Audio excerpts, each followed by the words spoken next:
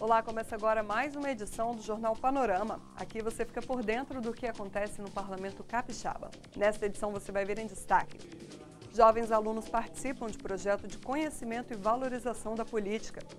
Proposta deve garantir que todos os parlamentares analisem e votem os relatórios financeiros do Tribunal de Contas. BR-101, a Assembleia volta a discutir falta de manutenção e descumprimento de contrato de duplicação da rodovia. Na última sessão ordinária da semana, os deputados garantiram a tramitação de projetos parlamentares que haviam sido declarados inconstitucionais. A repórter Gabriela Zorzal acompanhou os trabalhos e tem os detalhes sobre as decisões em plenário. Durante a sessão ordinária desta quarta-feira, os deputados derrubaram o parecer de inconstitucionalidade da Comissão de Justiça, dado a 3 projetos de lei de autoria parlamentar.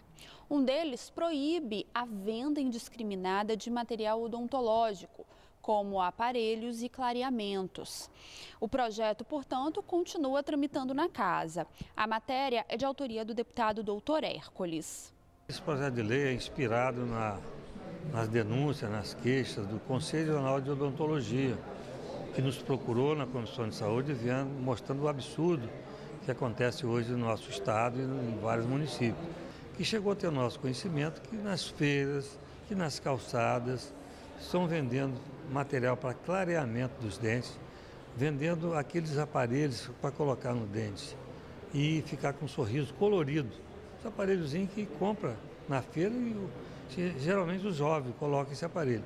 Isso dá deformidade na arcada dentária, isso dá problema que a pessoa pode aspirar esse aparelho, pode engolir esse aparelho porque ele não é colocado por um profissional. E o que o Conselho Nacional de Odontologia quer? Que esses aparelhos sejam vendidos para profissionais habilitados, ou seja, para dentista. E também em comércio que seja autorizado para essa venda, comércio especializado, porque nós não podemos continuar assistindo isso de braços cruzados.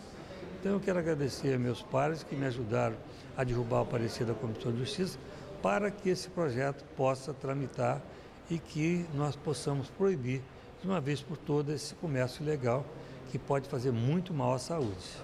A pauta de votação da sessão ordinária desta quarta-feira também trazia uma PEC, uma proposta de emenda constitucional de autoria do deputado Enivaldo dos Anjos, que tem como objetivo modificar a tramitação do relatório financeiro do Tribunal de Contas, que anualmente é analisado pela Assembleia Legislativa. Hoje, esse relatório financeiro é analisado e votado pela Comissão de Finanças. A proposta do deputado Enivaldo dos Anjos é que a votação passe a ser feita aqui em plenário, envolvendo todos os 30 deputados. Mas a PEC não chegou a ser votada. Na verdade, o deputado Marcelo Santos se prevaleceu do prazo regimental para análise. Voltamos ao estúdio. Obrigada, Gabriela. E nesta quarta-feira, não apenas os deputados ocuparam o plenário. O local também foi espaço para jovens estudantes capixabas aprenderem mais sobre política e cidadania. O plenário Dirceu Cardoso foi ocupado por parlamentares diferentes nesta quarta-feira. 30 alunos de níveis médio e fundamental foram deputados por uma tarde. A 9ª edição do projeto Deputado Jovem foi de proposição e debate. Levando em conta que o Poder Legislativo não tem competência para criar leis que acarretam despesas para os órgãos do Executivo, de onde sairia a verba para a aquisição desses armários? Cada um desses meninos e meninas veio para cá preparado.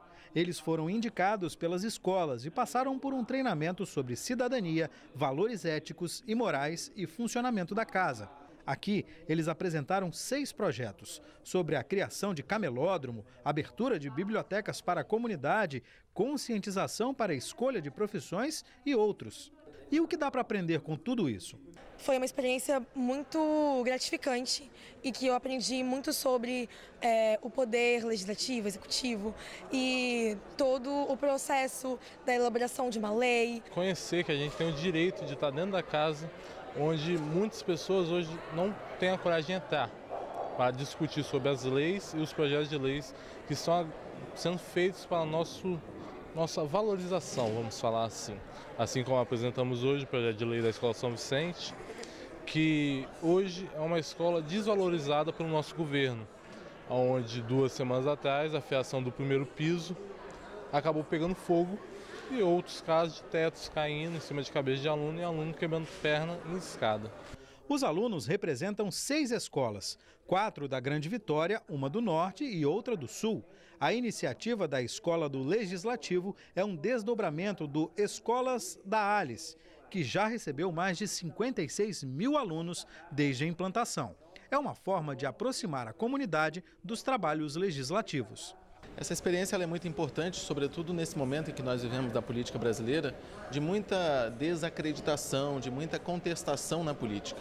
E através dessa experiência aqui a gente entende que nós estaremos formando esses jovens que são hoje cidadãos para que no futuro possam inclusive vir exercer a atividade política. Para a deputada Raquel Lessa, que conduziu a sessão especial, a presença dos alunos na Assembleia vai muito além de estar perto da comunidade. A política ela não está ainda tão desacreditada. Tem descrédito, mas tem muita gente que acredita que nós podemos transformar esse país. E podemos transformar esse país começando com um programa desse, com a educação na escola, né? Esse projeto da Escola do Legislativo Deputados Jovens é um projeto muito interessante e que eu acho que tem que fazer vários mesmo, para a gente chamar esses alunos que a política, né, é um instrumento que transforma a vida das pessoas. E quem mais sai ganhando são as alunas, os alunos e o futuro. A política do país, eu creio que precisa ser melhorada cada vez mais. E eu quero fazer a diferença. E se for possível, eu gostaria muito de ser uma deputada. A política é uma coisa que a gente que faz, é o homem que faz. E sem não escolher aquele que nos possa representar de maneira correta, quem escolheremos no futuro? O Brasil não tem a má política, mas sim más homens com más intenções. Eu falo muito com eles que eles precisam gostar de política, se interagir com a política, entender de política, porque nós nascemos políticos, né? Eu acho que a gente já nasce político, a gente precisa saber, até para poder reclamar e para poder fazer uma mudança. Se eles querem mudança, eles precisam saber como que funciona, então isso é muito importante. Duplique já! O Legislativo está na campanha pela imediata duplicação da BR-101. A rodovia federal deveria ser duplicada pela concessionária Eco 101. Desde 2014, a empresa cobra pedágio em 7 praças ao longo da estrada no Espírito Santo. Mas até agora, nenhum quilômetro foi duplicado. E a concessionária já anunciou que não terá como fazer as obras contratadas. O deputado da Vitória fala sobre a situação. A Assembleia tem se movimentado de forma única com todos os parlamentares, né, que abraçaram a minha proposta de criar a frente parlamentar pela duplicação da BR-101 e começamos uma campanha que não é do deputado da Vitória, não é somente da Assembleia, é de todos os capixabas. Está aqui a camisa, né, com o tema Duplique Já, que mostra que nós estamos atentos enquanto representantes dos capixabas para cobrar essa tão importante duplicação da BR que corta todo o estado do Espírito Santo. Nós precisamos que toda a população esteja mobilizada, porque a duplicação é simplesmente o cumprimento de um contrato, mas esse cumprimento de um contrato vai salvar as vidas que estão passando pela BR, que estão pagando pedágio para poder morrer na pista. Não tem outra afirmação a não chamar esses empresários, né, de estelionatários, porque quando não cumprem um contrato, quando eles descumprem um pacto assinado entre partes, eles estão incidindo num crime de estelionato, e é um estelionato ao governo federal. A Assembleia não tem a mesma condição constitucional de fazer a fiscalização como tem o Congresso Nacional, como tem o governo federal, mas ela tem sim a condição constitucional de representar o povo capixaba e também receber aqui o seu sentimento. A nossa posição é de acordo com o sentimento dos nossos capixabas que não aguentam mais esse contrato vergonhoso que é da Eco 101 e não duplicação da nossa rodovia. Quem também falou sobre a BR-101 foi o deputado Jamir Malini. O parlamentar questiona a falta de manutenção de um trecho próximo à cidade de Pomar, na Serra. Segundo Malini, há uma divergência entre a Eco 101 e o DENIT, o Departamento Nacional de Infraestrutura de Transportes. Eles não se entendem sobre quem deve manter o local. Ali é um trecho com um dos maiores locais de índice de acidente da região na Serra, onde é cortada pela BR-101. E ali existe um jogo de empurra, porque, se não me falha a memória, começou uma obra em 2010 para que fosse feito um trevo que dê acesso à cidade de Pomar devido ao grande índice de acidente ali. Então começaram-se a obra, o DENIT começou a obra, parou logo depois de um ano essa obra, mas as pessoas continuam fazendo a travessia ali, que é um local totalmente impróprio e continuam acontecendo acidentes. Então, assim, a manutenção não é feita nem pela Eco 101 e nem pelo DENIT. O asfalto está em péssimas condições, que vem acarretando a dificuldade de tráfego ali de carros, né, naquela região. E, naturalmente, já vem acontecendo acidentes, porque ninguém quer passar na lateral da pista e jogam todo mundo para o meio. E acontece que alguns carros ali querem entrar na contramão para ir para a cidade de Pomar. Então, fica mais perigoso ainda. E o mais incrível disso tudo é que tem um radar descendo Nova Carapina e tem outro logo num trecho depois de quase 200 metros, chegando em Campim da Serra. É o trecho que nem a Eco mexe e nem o DENIT faz nada. Então, nossa maior reclamação é essa, que alguém faça a manutenção daquele trecho ou que o DENIT consiga retomar aquela obra. Que aquilo toda vez vai reiniciar, mas existe um processo que diz que o meio ambiente não libera. Não dá para se entender como é que se começa uma obra sem uma liberação ambiental. Então, assim, é ridícula a coisa que acontece ali e a gente vem conclamar aí que os órgãos competentes tomem alguma providência. O assassinato da médica Milena Gotardi, morta a tiros na última semana, continua repercutindo na Assembleia.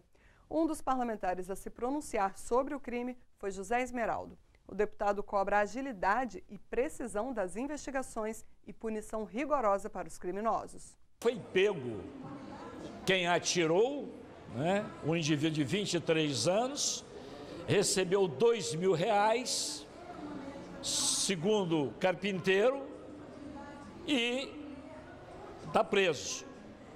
Mas não, isso aí é a ponta do iceberg. O importante é que esse crime é um crime de feminicídio, um crime covarde, um crime hediondo, tem que ser punidos exemplarmente. É inadmissível que nós deixemos algum tempo a mais, porque já sabe quem são. Só falta escrever o nome nas paredes, porque todo mundo sabe, é gente que está sendo protegida por pessoas também poderosas. É isso, essa é a pergunta. E o governo do estado, que tem responsabilidade, principalmente a secretaria, através do senhor André Garcia, Secretaria de Segurança, tem que trazer o nome desses mandantes esta semana ainda, que a população, ela está com o saco cheio. Mataram uma médica que saía do plantão no Hospital das Clínicas, e o pior de tudo, para mim isso é o pior de tudo, 2 filhas. Então isso é muito triste. É muito triste. O indivíduo que teve essa capacidade de loucura, isso não tem que mandar assassinar uma mulher. Ele não tem capacidade de raciocínio. Esse cara não tem salvação. A salvação dele é ele mofar, eles mofarem pro resto da vida num presídio. Só assim que vai dar exemplo para os demais. Os problemas de segurança pública no estado também foram abordados pelo deputado Sérgio Majeschi. O parlamentar falou sobre a falta de estrutura adequada para o enfrentamento à criminalidade no Espírito Santo. A situação da segurança pública ela é caótica, né? Nós temos assassinatos o tempo inteiro. O Espírito Santo é o 4º estado em violência geral, é o 2º em feminicídio. O número de assaltos, roubos de carro, arrombamento aumenta a cada dia. E você tem, no caso, 2 polícias. Claro que um projeto para dar conta da violência não basta apenas polícia, mas sem ela tampouco nós vamos combater. Então, assim, Você tem, no caso da Polícia Civil hoje, nós temos um efetivo 40% menor do que tinha em 2006. Com uma polícia completamente sucateada, sem instrumentos, sem espaços adequados, e a Polícia Militar a mesma coisa. A Polícia Militar só nos últimos 2 anos reduziu em 12% o efetivo, também com tudo sucateado, fora a questão salarial, as condições de trabalho. E falei sobre a questão do DML. Isso é uma questão gravíssima. Eu não sei como o governo, o Estado consegue vender uma imagem de grande gestor com a quantidade de problemas gravíssimos que nós temos aqui. Provavelmente o secretário de Segurança e o governador nunca passaram perto do DML, porque para além do sofrimento de alguém que teve um familiar assassinado ou morto num acidente, que já é trágico, normalmente já deixa a família muito assim, entristecida, enfim.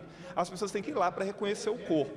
Então você entra lá, não tem o corpo do seu parente lá separado, numa sala, está tudo junto. As pessoas têm que se deparar com vários corpos, com vários defuntos lá abertos, cheios de sangue, mutilados, enfim, lidar com toda essa situação. Mas não é porque os funcionários do DML são relapsos ou não, é porque não tem estrutura nenhuma naquele lugar, não tem sequer perito suficiente lá. Falta instrumento, falta tudo. Então é claro que provavelmente o secretário de Segurança nem o governador jamais botaram o pé deles lá. Então assim, é um absurdo que se faça uma coisa como essa. Até mesmo, muitas vezes, como aconteceu com o caso de uma amiga minha que morreu na semana passada, os familiares tiveram que ajudar a carregar o corpo para colocar no carro da funerária, porque não tinha funcionário suficiente.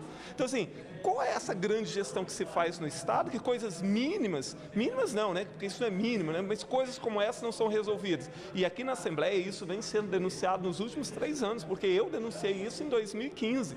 Então assim, ou se infraestrutura isso e dar condição de trabalho, né, e dignidade, ou para de se vender essa imagem na mídia nacional de grande gestor. Hoje a gente fica por aqui, mas amanhã tem nova edição do Jornal Panorama com as notícias sobre o trabalho parlamentar. Obrigada pela companhia e continue agora com a TV Assembleia, seu canal Cidadão.